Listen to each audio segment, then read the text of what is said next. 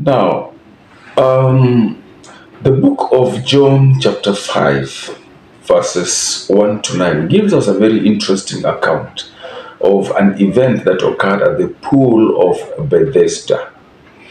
This is a very interesting story where we have somebody who has been lying there for actually 38 years, as the Bible speaks of. Now, the Bible has not explained to us that where this man was paralyzed was very sick or something that was wrong with him. And the fact that he wanted to enter into the pool, and this was a healing waters, means that he had a problem in himself. But lying there for 38 years, depending on somebody else to come and put you in, simply does not add up.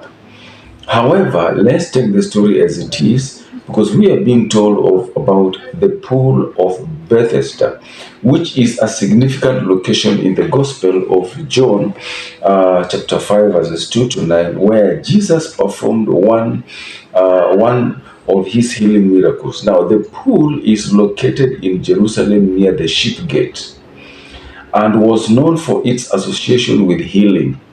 According to local legend, the pool had healing properties, and people believed that when the waters was tired up, the first person to enter would be healed of their afflictions.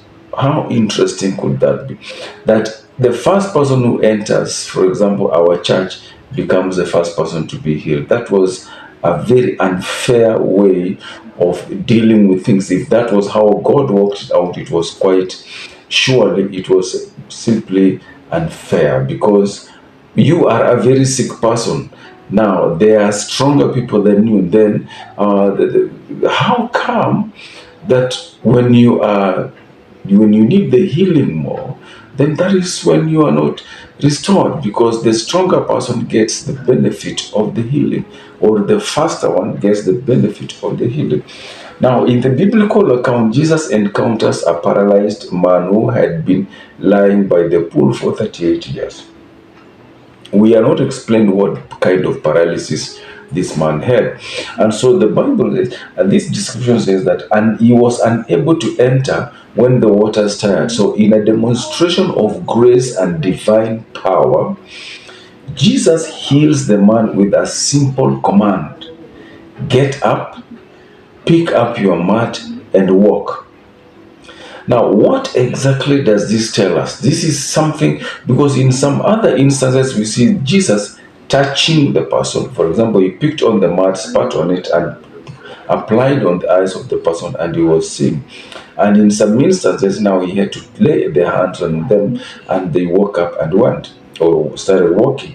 But this one, he had to give an instruction to wake up, pick your mat, and walk. So it is simply saying that this man's issue was either psychological or anything to do with the mind, the way persons think, that deprives or paralyzes their mind. Anyway, that is my way of thinking, but it's open for your own reasoning, so that you can discuss also the same in the lesson. Now, this miracle highlights Jesus' authority over illness and challenges the belief in supernatural surrounding the pool. Now, the story reflects Jesus Christ's compassion for the marginalized and his power to heal, emphasizing that true healing comes through faith in him, not through legends or rituals associated with places like the pool of Bethesda. So it is simply telling us that by the hearing of the word of Jesus Christ and the following or the heeding of the command issued by him, when you follow what he has told you, there is a sure way that you will get restored in life. And that's why this man, after all 38 years, it was just a simple command of Jesus Christ, and he started walking. He picked up his mat, his baggage, and went his own way. We never hear of anything again from him. So Jesus heals and restores forever, and you become completely healed and restored.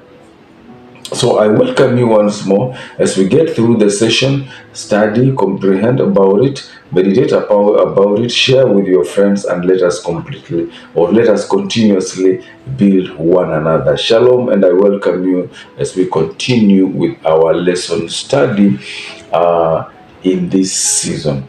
God bless you so much as we reach out into the society with the teachings. Let's go healing the people. Tell them that the Lord God loves them.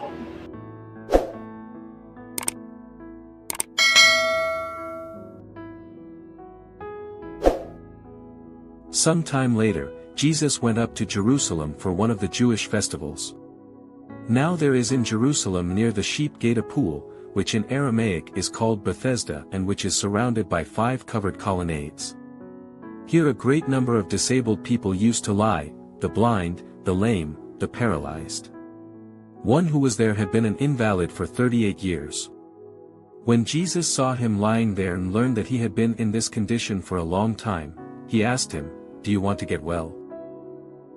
"Sir," the invalid replied, "I have no one to help me into the pool when the water is stirred. While I am trying to get in, someone else goes down ahead of me." Then Jesus said to him, "Get up.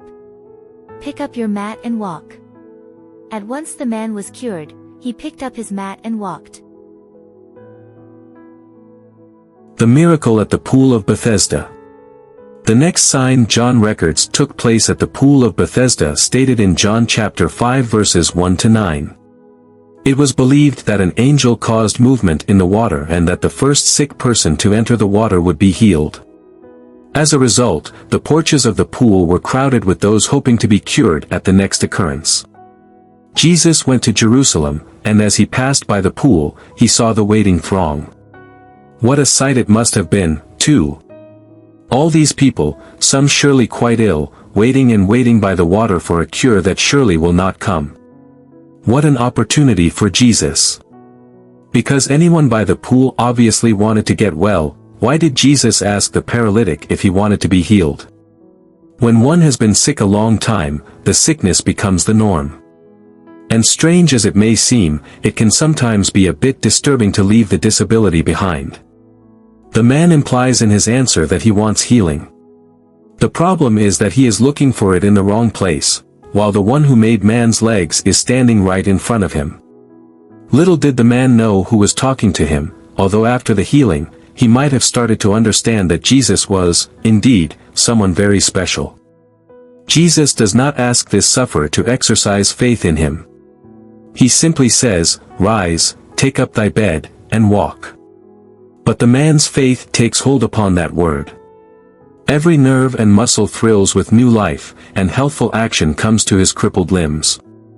Without question he sets his will to obey the command of Christ, and all his muscles respond to his will. Springing to his feet, he finds himself an active man. Jesus had given him no assurance of divine help. The man might have stopped to doubt, and lost his one chance of healing. But he believed Christ's word, and in acting upon it he received strength.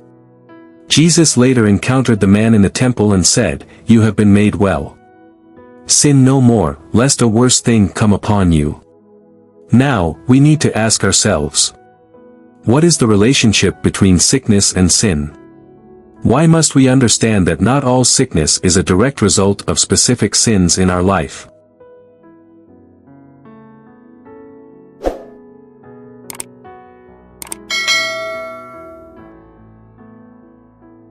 Here are Christian moral teachings from the Pool of Bethesda. The story of the Pool of Bethesda, found in John chapter 5 verses 1 to 9, offers several key Christian moral teachings. God's grace is independent of human effort. The man at the pool had been paralyzed for 38 years, waiting for healing but unable to move into the water. Jesus healed him without any conditions, emphasizing that God's grace is not earned through human efforts or others' intervention but freely given. "Do you want to be healed?" Jesus asked the paralyzed man if he wanted to be healed. This teaches the importance of recognizing one's need for spiritual healing and responding to Jesus' call for transformation. Faith and sin. After healing the man, Jesus told him to sin no more. This links physical healing with spiritual responsibility, encouraging believers to lead righteous lives once they've received God's grace. Do you still have traditional myths in your family and personal life?